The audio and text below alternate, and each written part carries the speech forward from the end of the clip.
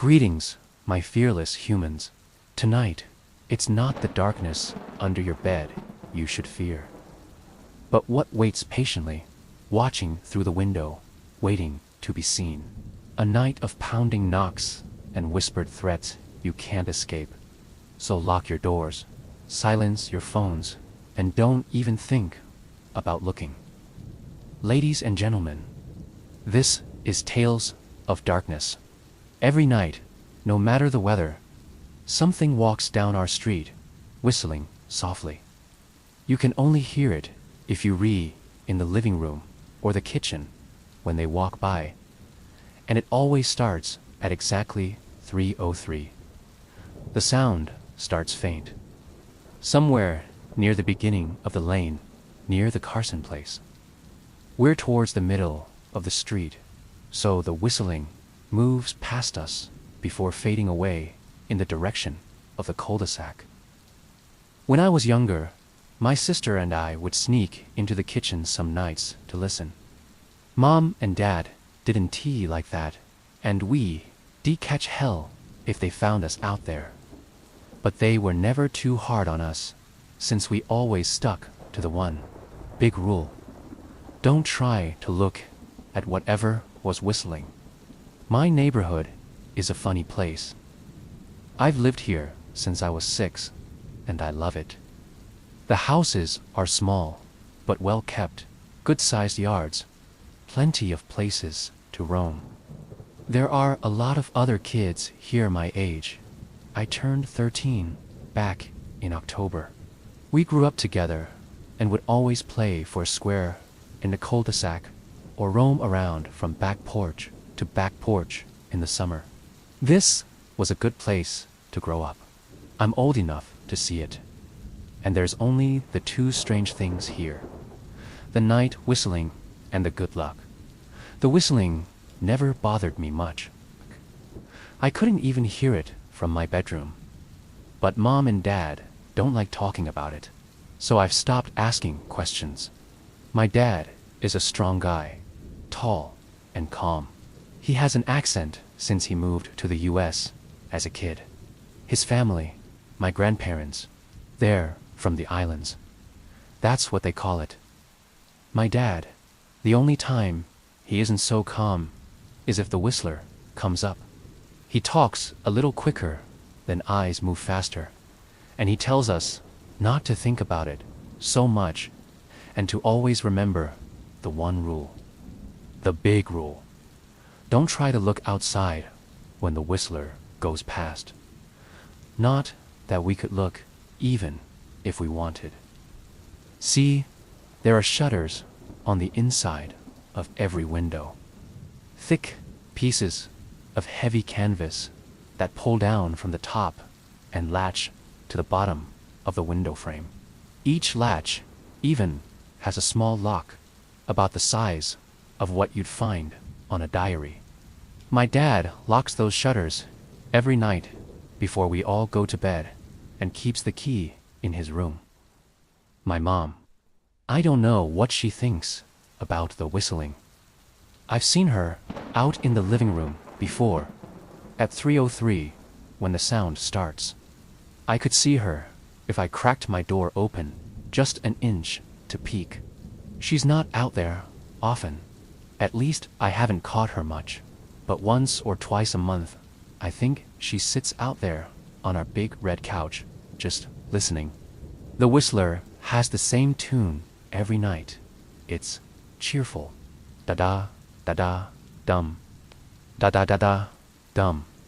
Remember how I said there are two odd things about where I live?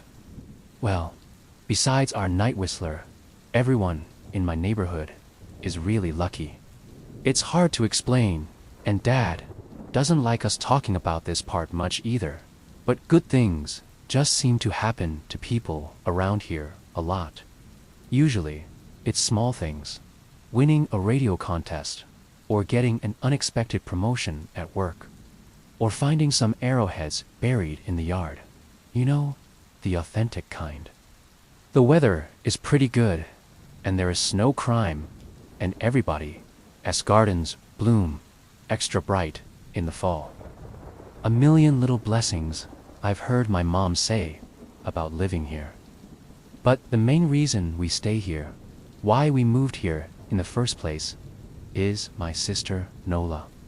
She was born very sick, something with her lungs.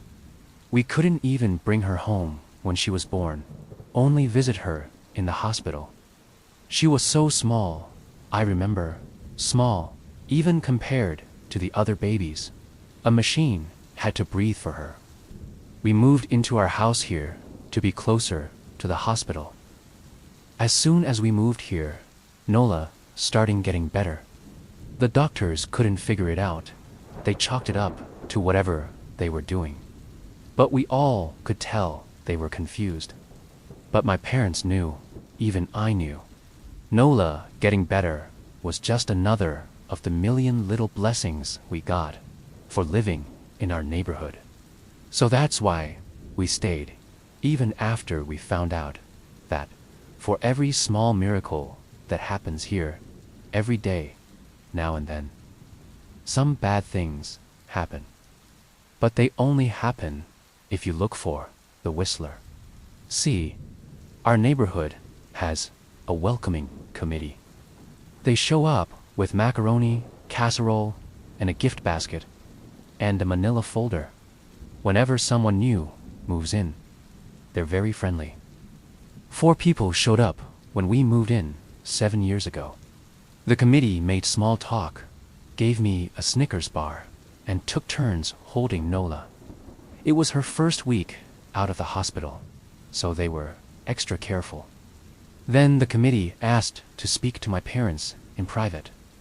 So I was sent to my room, where I still managed to hear nearly every word. The welcoming committee told my parents about how nice the neighborhood was. Really exceptionally hard to explain, kind of nice. And then they told my parents about the even harder to explain whistling that happened every morning at 3:03 and ended at the tick of 3:05. The group, our new neighbors, warned my parents that the whistling was quiet, would never harm or hurt us, as long as we didn't look for what was making the sound. This part they stressed, and I pushed my ear into the door, straining to hear them. People who went looking for the whistler had their luck change, sometimes tragically. A black cloud would hang over anyone that looked. Anything that could go wrong would. The manila envelope the committee brought over contained newspaper clippings, stories about car crashes and ruined lives, public deaths, and freak accidents. Not everyone dies, I heard the head of the committee tell my dad. But the life goes out of M. Even if they live, there's no light in them ever again, no presence. My mom, I could tell she wasn't taking it seriously. She kept asking if this was some prank they play on new neighbors. At one point, my mom got angry, accused the committee of trying to scare us out of our new home. Asked them if they were racist on account of my dad being from the islands. My dad calmed her down, told her he could tell our new neighbors were sincere, and they were just trying to help us. He explained that he grew up hearing these kinds of stories from his mom, and that he knew there were strange things that walked among us. Some of those strange things were good, and some were bad. But most were just different. After the committee left, Dad went out to the hardware store, bought the canvas blinds, the latches, and the locks, and installed them on every window in the house after dinner. That first night in our new house, I crept out of my room at 3 a.m., only to find my dad, awake, sitting on the living room couch, holding my baby sister. My dad held up his finger in a she motion, but patted the couch next to him. I sat, and we waited. At exactly 3:03, we heard the whistling. Da, da, da, dum. Da, da, da, Dumb? It came and it went, just like our neighbors said. The whistling returns each night, and we never look, and we enjoy our million little blessings every day. Nola breathes on her own, and she's grown into a strong, clever girl. My dad even joined the welcoming committee. We don't get new neighbors often. Why would anyone want to leave? But when a new family moves in, my dad and the committee bring them macaroni casserole, a gift basket, and a manila folder. I can always tell by the look on my dad's face when he comes back if the family took the committee seriously, or if we'd be getting new neighbors again very soon. Not long ago, a family moved in directly next to us.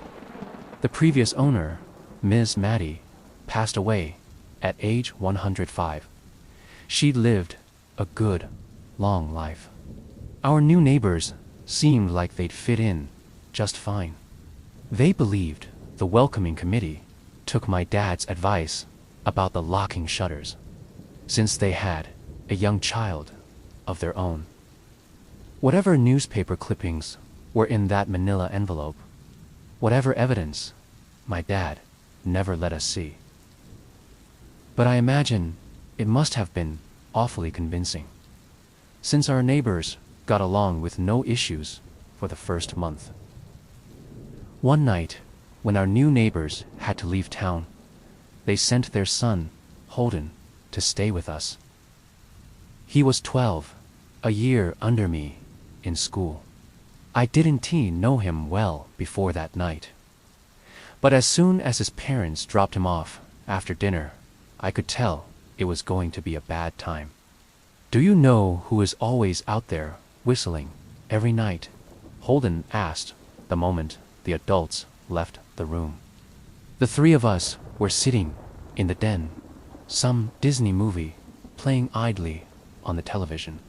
My sister and I exchanged a glance. We don't talk about that, I said. I think it's that weirdo that lives in the big yellow house on the corner, Holden said. Mr. Tolles, my sister asked. No way, he's really nice. Holden shrugged. Must be a psycho killer. Then, Nola tensed. We don't talk about it, I repeated. Let's go in my room and play Nintendo. We spent the next few hours playing games, eating popcorn, and then watching movies. A typical sleepover, but I could see Holden was getting antsy. After my parents had wished us a good night, locked the blinds, and gone to bed, Holden stood up from his beanbag and walked over to where Nola and I were sitting on my bed. Have you ever even tried looking? He asked. It's nearly time. Like most sleepovers, we'd conveniently ignored any suggestion of a bedtime. I was shocked to see he was right. It was almost 3 a.m., I sighed. I can't even try to look, because my dad locks the blinds every night and hides the key, he continued, ignoring me. So does our dad, said Nola. No, replied Holden. No, he doesn't. You saw him do it, I said, a little sharper than I meant to sound. Holden grinned. Your dad locks the blinds. Yeah, but he doesn't hide the key. He keeps it right on his normal keychain. So, I asked, worried. I already knew what he would say next, because I had noticed that my dad didn't bother hiding the key anymore after all of these years, because he knew we took it seriously. So, after your dad locked up, but before your parents went to bed, I went to the bathroom, and on my way, I may have peeked into their room, and I may have seen your dad's keychain on his nightstand. And I maybe went and borrowed the key to blinds. Nola and I stared, and his grin only grew wider. You're lying, I said. Holden shrugged. You can check if you want. Just open your parents' door and look. You'll see his keychain right there on the nightstand. Stay here, I told both of them. Don't move a muscle. If Holden wasn't lying, my dad would be angry. Beyond angry. I was scared thinking about it, but more scared of an open window with a whistler right outside. I opened the door, barely an inch, and looked in, but it was too dark to see. Taking a deep breath, I walked into the room. 2 steps into the dark, I froze. The whistling started, and I could hear it clearly from my parents' room. I never realized, but they must have heard the sound every night since we moved into the house. They never told us. I don't think I could have slept through it. I stood there, listening to the whistling come closer, unsure whether I should turn on a light or call out for my dad. Soft sounds from the living room brought me back to reality. Nola, I yelled, running out of my parents' room. Holden and Nola were standing near the front door, next to a window. Holden wasn't lying. I could see him fumbling with the lock on one of the blinds. I heard a click. He did have the key. Holden let out a quick laugh. Nola stood next to him, hunched up, afraid, but maybe curious. The whistling was right outside our house now. I think I made a sound, called out. I can't remember. Time felt frozen. Clock hands nailed to the face. But I found myself moving. I'm not fast. I've never been athletic. Somehow, though, I covered the space between myself and Nola in a moment. My eyes were locked on her, but I heard Holden pull the blind all the way down so it could release. I heard the snap of it start to raise, and I heard the whistling just on the other side of the window. But I had my arms around Nola and I turned us, so she was facing away from the window. At the same time, I jammed my eyes shut. The blind whipped open. The whistling stopped. I felt Nola shaking in my arms. Don't look, okay, I told her. Don't turn around. We were positioned so that she was facing back towards the hallway, and I was facing the window. My eyes were still closed. I felt her nod into my shoulder. I reached out with the arm not holding Nola and tried to touch Holden.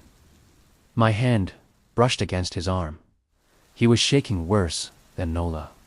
Holden, I asked. Silence. I reached past him and gingerly felt for the window, eyes still sealed shut. The glass was cold against my fingertips, colder than it should have been for the time of year. I moved my hand up the window, searching for the string to the blind. I tried not to think about what might be on the other side of the window. Finally, I touched the string and yanked the blinds shut. I opened my eyes. In the dim light leaking out from the kitchen, I could make out Holden, pale and small, staring at the now closed window. Holden, I asked again. He turned towards me and he screamed. Everything became a flurry of motion. Light sparked to life in the hall, then the living room. My parents' footsteps thudded across the hardwood floor. I didn't turn to look back at them. My eyes were glued to Holden. He was pale, had bit his lips so hard there was a thin red line of blood running down his chin, and he de-wet himself. What happened? My dad asked from behind me. I managed to swivel away from Holden and look back. He looked. I'd never seen my dad scared before, but I saw it that night. In that moment, an old, ugly terror stitched on his face. A parent's fear. Just Holden, he mouthed to me. I nodded yes. My dad let out a breath. He looked so relieved, I nearly expected him to cheer. But then he turned to Holden, and my dad's face changed. I wondered if he felt bad for feeling good that Holden was the only one that looked. There was a knock at the door. We all froze. Holden whimpered. "Don't answer it," my mom said. She stood at the threshold of the hall. I always thought she was a skeptic and just humored my dad about the windows and the whistler. But that night, we were all believers. I noticed that both of my parents held baseball bats they must have taken from their bedroom. The knock came again, a little louder this time. "Please, don't open the door," Holden whispered. My dad walked over to him, hugged him close. "We won't," my dad promised, still holding his bat. "Nothing is coming in here tonight." Thud, thud, thud. This time, the knocking was loud enough to rattle the door. Holden screamed again, and Nola clutched her arms around my neck.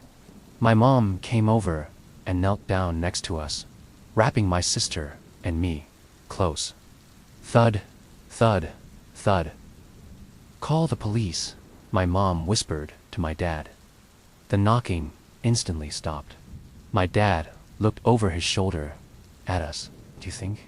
He was cut off by frantic knocking that trailed off to a polite tap, tap, tap. "Police," something said from the other side of the door. The voice from outside sounded exactly like my mom, like a parrot repeating the words back to her. "Police, call the police.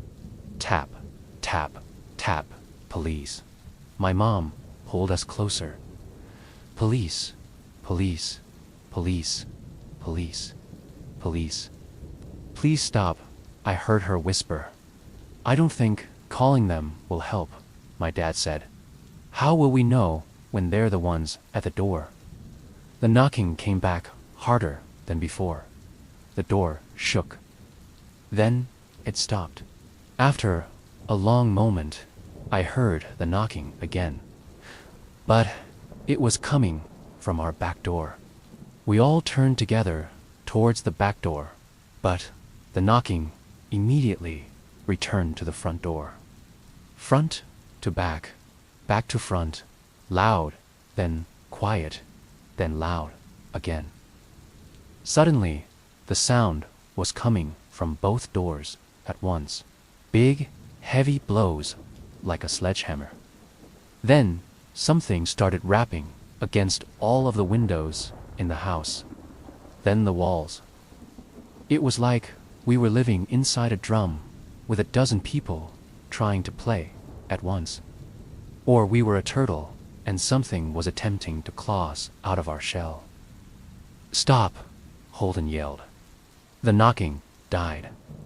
"I won't tell," Holden said, staring at the door. "I promise I won't tell anyone what I saw. Just please go away." We waited for nearly a minute. Then we heard it, a soft tap, tap, tap coming from the window Holden had looked through earlier. Holden started to cry, sobbing like a prisoner watching gallows being built outside their cell. My dad held him, brushed his hair, but never lied to him, never told him things would be okay. The tapping at the window went on for the rest of the night. We huddled together in the living room for I don't know how long. Eventually, my mom tried to take us kids into my room, while my dad stayed to watch the door. But the second we moved into my bedroom, the knocking came back, so loud it was possible to ignore. I was afraid the door couldn't take it. We went back to the living room, and the knocking stopped. Only the tap, tap, tap on the window remained. Okay? None of us slept that night. The tapping stopped around 7 a.m. That's about the time the sun comes up here. We waited another 2 hours before my dad opened the blinds from one window. He made us all go back to my parents' bedroom first. I heard him open the door, then come back in. "Okay," he told us. "It's done." Holden's parents came back around lunchtime. My mom and dad walked Holden over to his house, and they all went inside for quite a while. Nola and I watched from the window. She stuck to me the whole day, right at my side, sometimes holding my hand. When my parents came back, they looked grim, but wouldn't he tell us what they said to Holden's family? It was a Sunday, so we all spent the day together, ordered pizza, and watched movies. That night, everyone slept in my room. Nola and my mom in the bed with me. My dad in a chair he'd pulled over. There was no knocking that night, or any night since. We didn't see much of Holden or his parents for the rest of that week. But by Thursday, there was a moving truck in their driveway. Nola and I watched them packing up the whole afternoon after school. What sticks with me most is how tired Holden and his parents looked.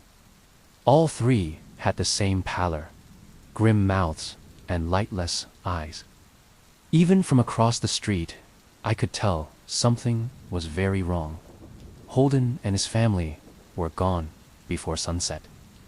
I remember what the original welcoming committee said to my parents when we moved in. Not everyone who looks at the Whistler dies, but even those that live have the light go out of them, and the rest of their lives are full of misfortune. A million little tragedies. I think Holden's parents must have looked either to comfort him if they didn't believe, or share the burden if they did. I watch Nola some days, happy and young and alive. And I wonder if I'd been slower if she'd looked out the window that night. Would I have looked too?